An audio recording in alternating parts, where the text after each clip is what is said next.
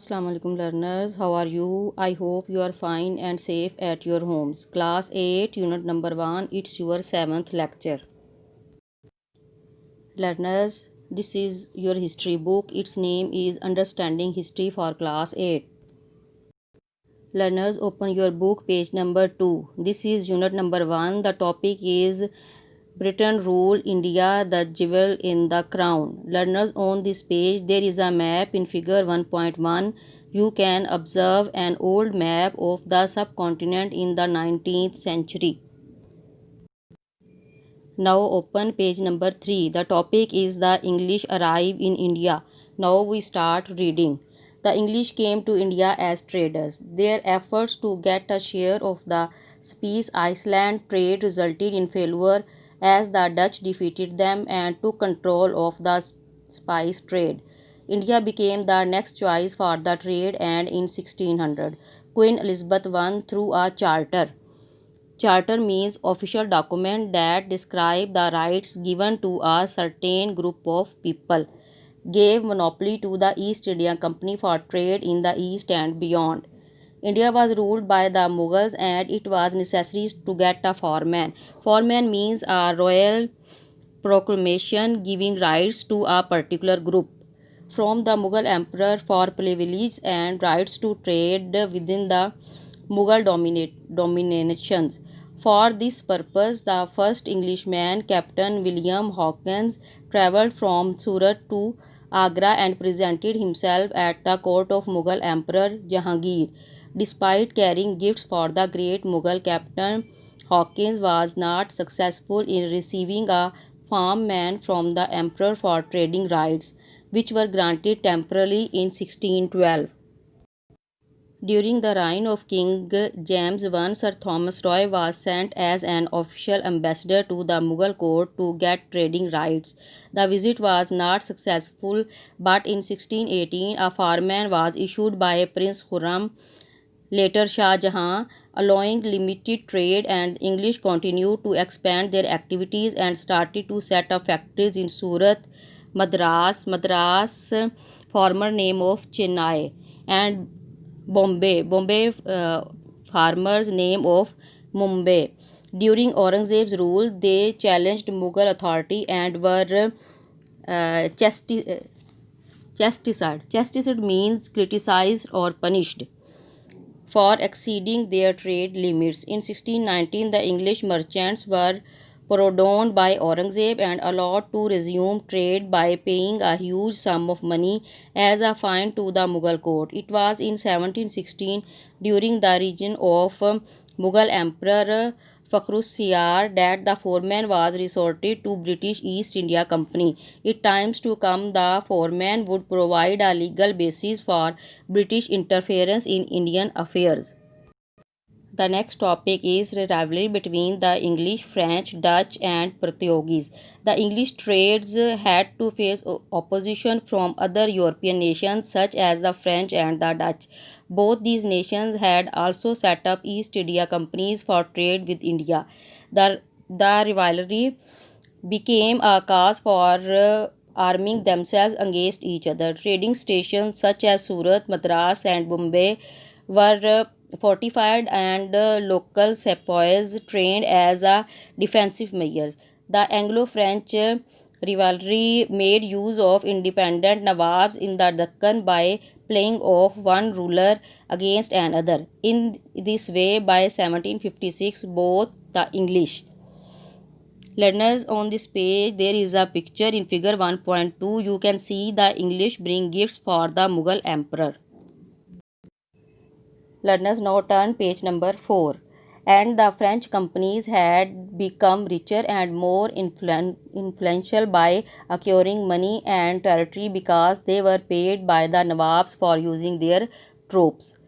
From traders to rulers, to English continued to take advantage of the disintegrating Mughal Empire to bring more and more territory under their control. In continuance of their policy to put puppet rulers on the thrones of rival states, Lord Wellesley 1798 to 1805 came up with the policy of subsidy alliances to bring the states under British control.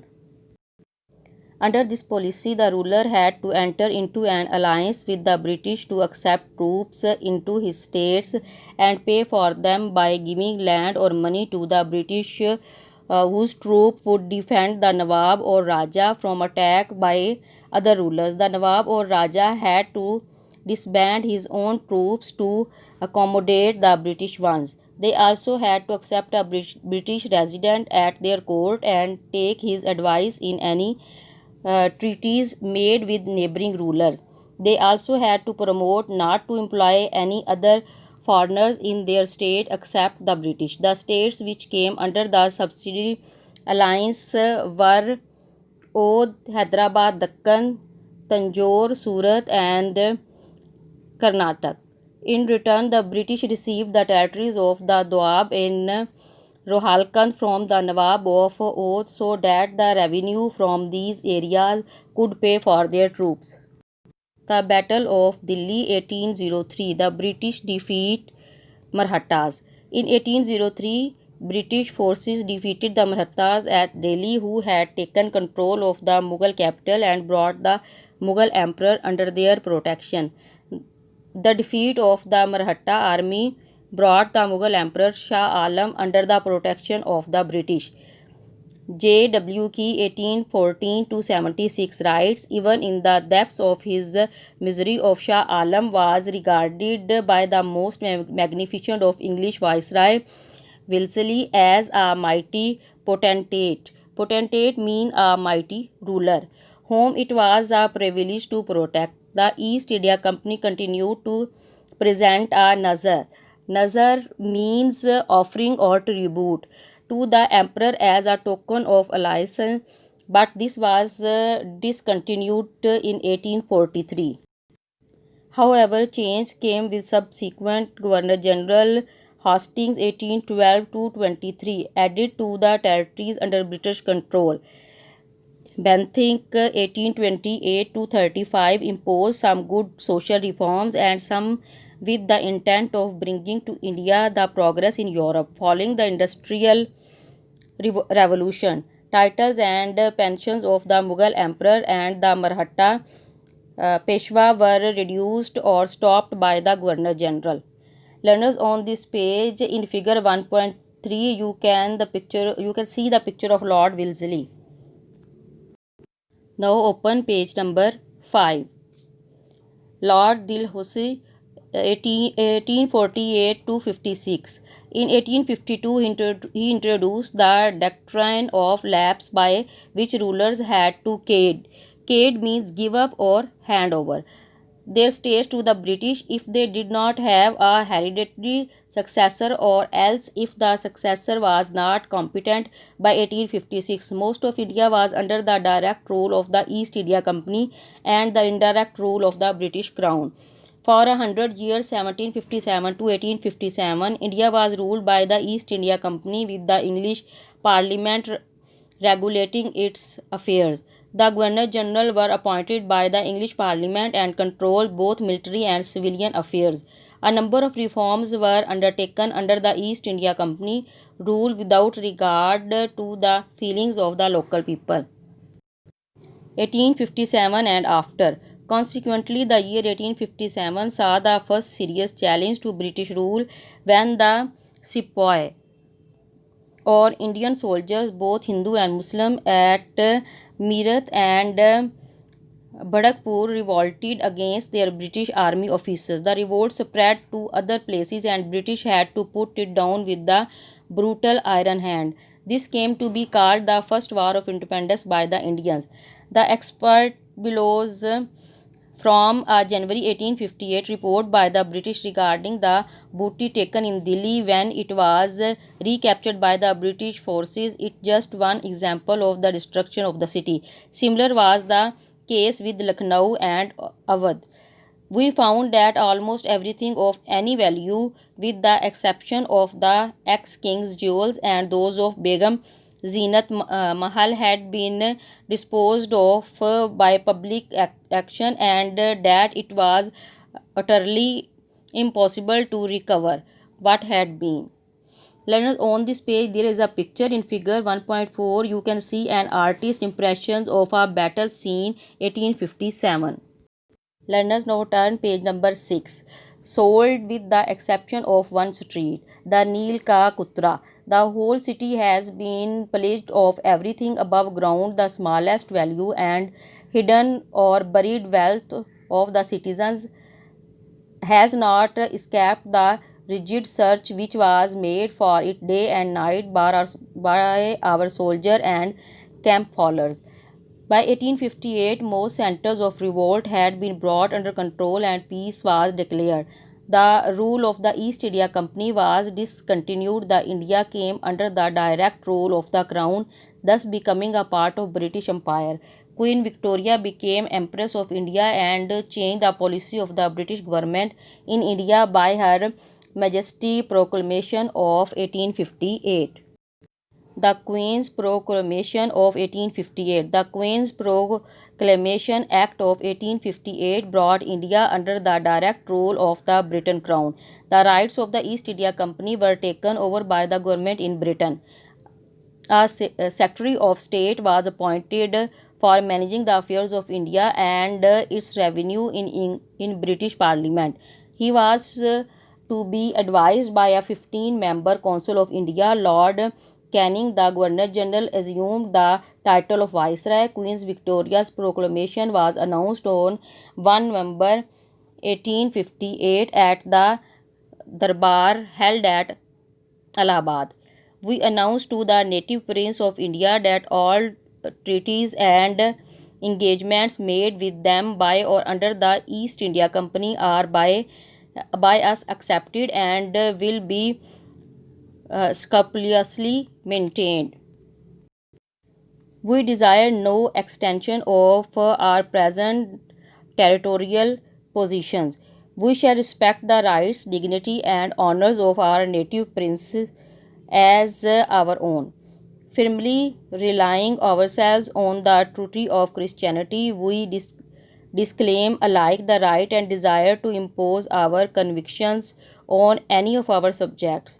We declare it to be our royal will and pleasure that none be in any ways favored, mastered, and disqualified by reason of their religious faith and observance, but that all alike shall enjoy the equal and impartial protection of the law, and we do enjoin all those who may be in authority under us that they abstain from all interference with the religious belief or worship of any of our subjects on pain of our highest displeasure.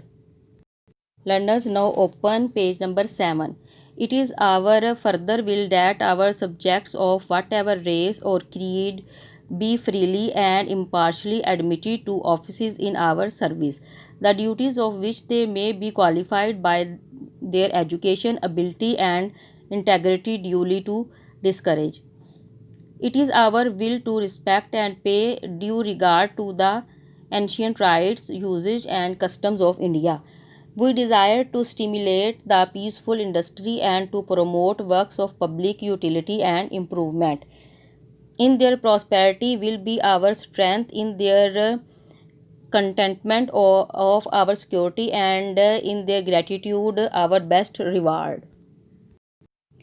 Under the proclamation, the doctrine of lapse was abolished. Ministries were instructed not to force conversions, and the missionary run vernacular school under Urdu or Hindi or other regional languages were curtailed. Curtailed means reduced, cut short, and their grants in aid reduced. By the emphasis of English education and language continued, nearly 560 princely states would come under the crown and remain loyal to the British government. As with the settlement of the Zimindar of Bengal, Talukdar were also given the rights and together with the princes formed a loyal backbone of the British Indian Empire. The Zimidar and Talukdar were also given magisterial. Magisterial means having authority, power to keep law and order in their areas.